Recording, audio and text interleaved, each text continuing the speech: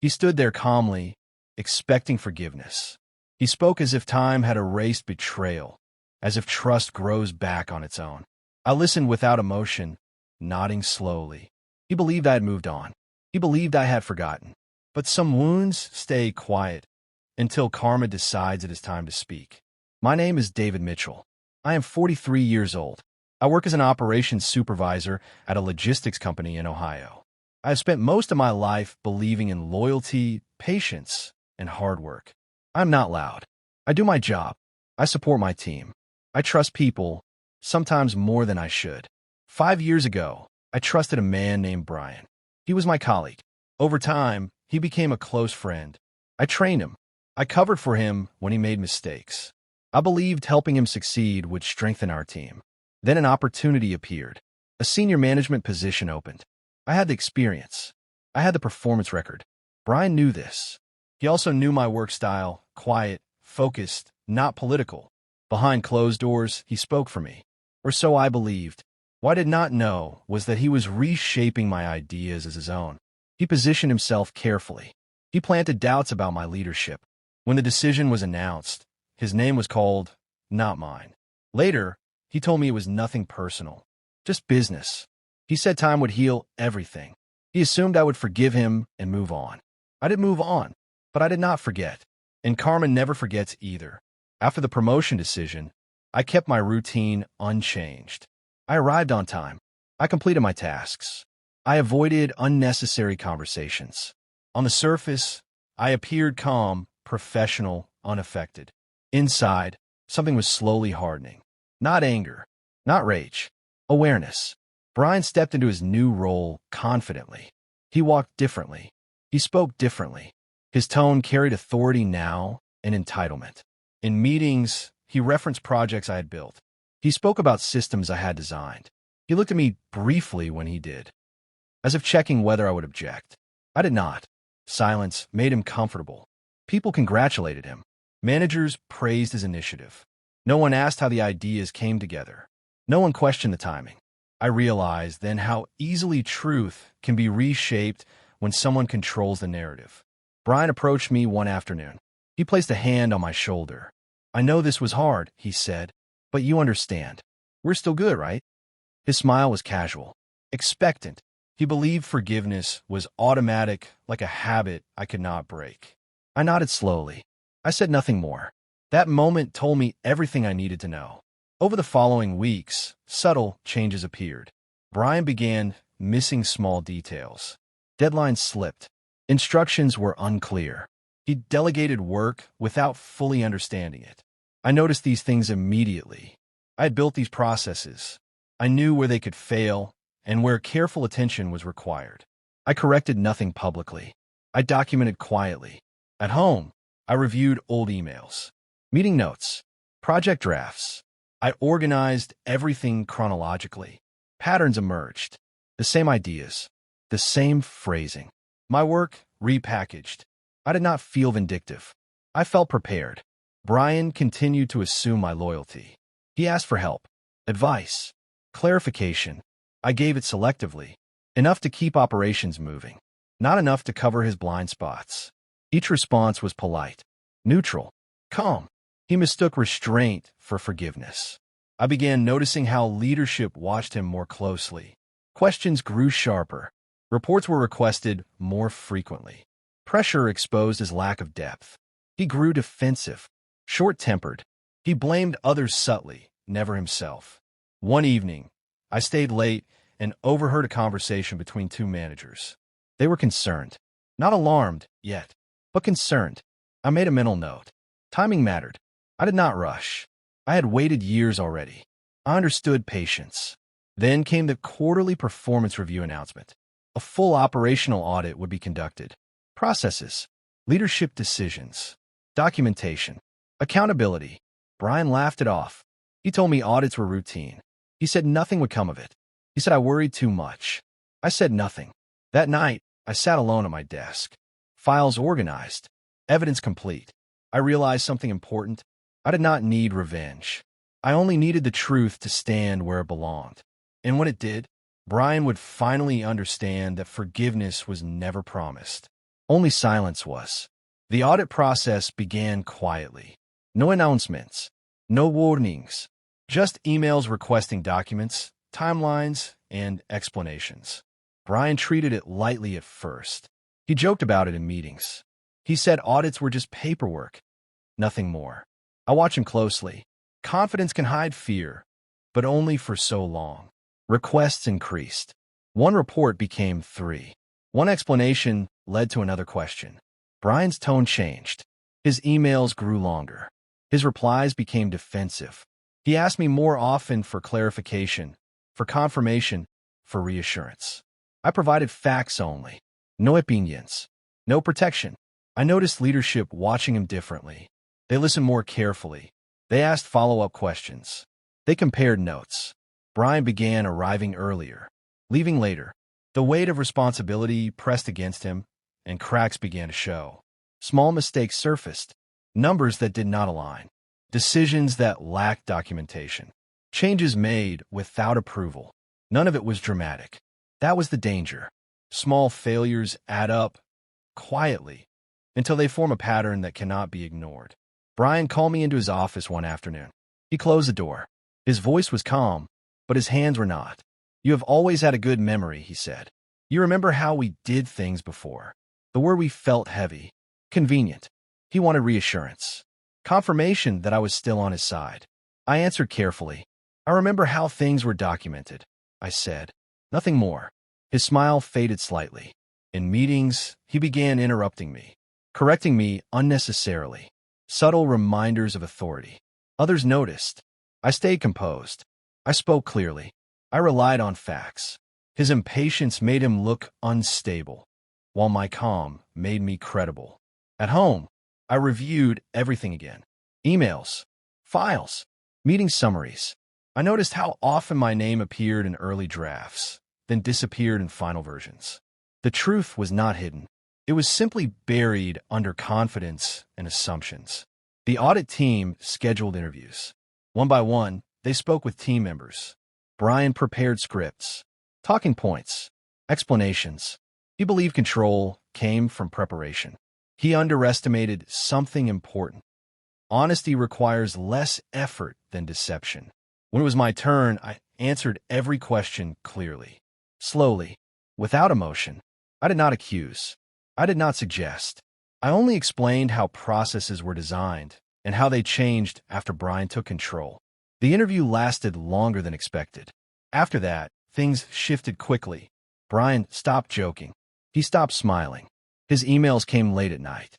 He began questioning past decisions, trying to reconstruct timelines, trying to fix things retroactively. That is when desperation becomes visible. He approached me again. This time, his voice was softer.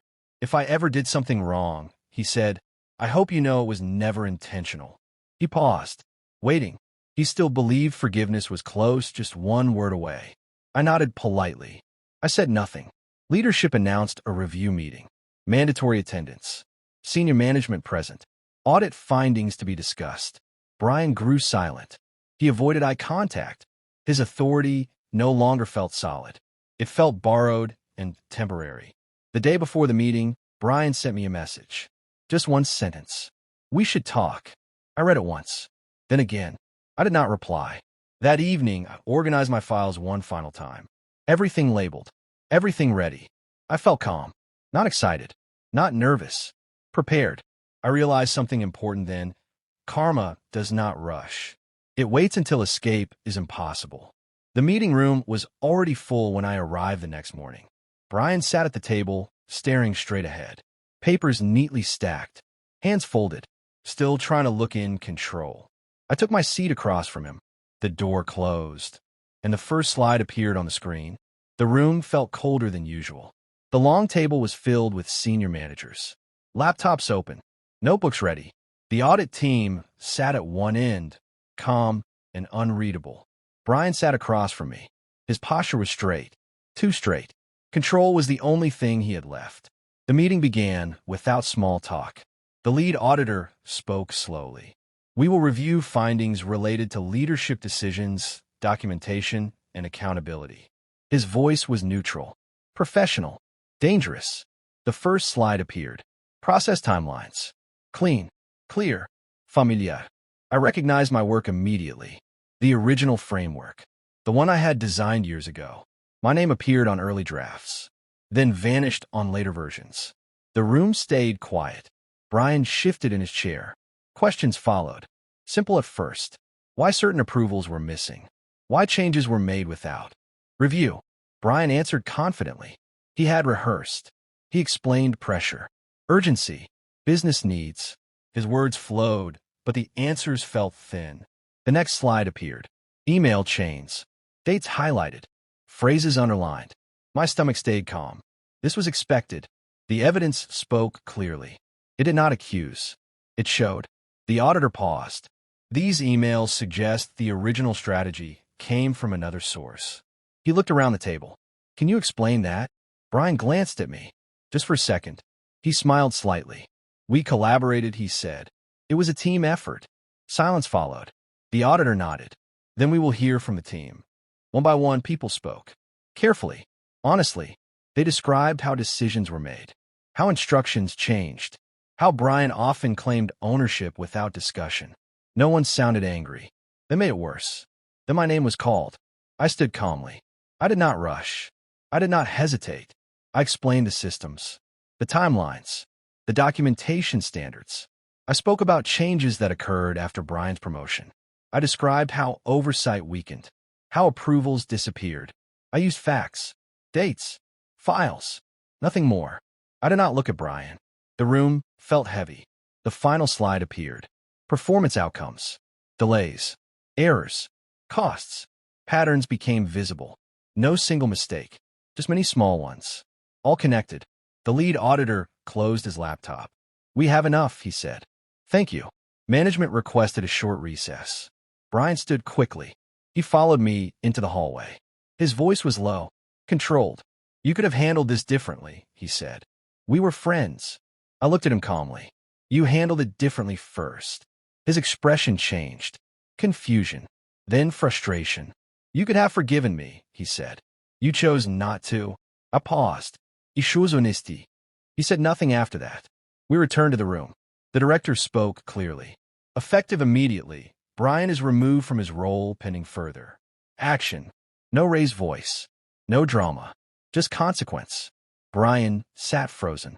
The director continued. Leadership requires trust, accountability, transparency. These standards were not met. No one argued. Brian gathered his papers slowly. His hands shook. He avoided eye contact. When he stood, his authority disappeared completely. He walked out quietly. The door closed behind him. The meeting ended shortly after. I returned to my desk. Work continued. Emails arrived. Fullness hung. Life moved forward, but the air felt different. Lighter. That evening, my phone rang. It was senior management. They thanked me for professionalism, for patience, for integrity. They said my role would expand, not as a reward, but as recognition of responsibility. I ended the call calmly. At home, I sat alone. No celebración, no relief, just clarity. Brian had believed forgiveness was automatic. That silence meant agreement. That time erased accountability.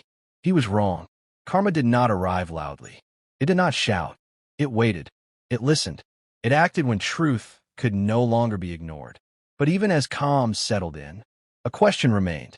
What would happen when Brian realized this was not the end, but only the beginning of consequences he could not escape? Because karma never stops at exposure. It follows you wherever you go. The days after the meeting felt quiet. Not empty, just calm. The kind of calm that comes after a long storm finally passes. Brian's name slowly disappeared from conversations. His office was reassigned. His projects were redistributed. No one celebrated. People simply moved on. That was the real consequence.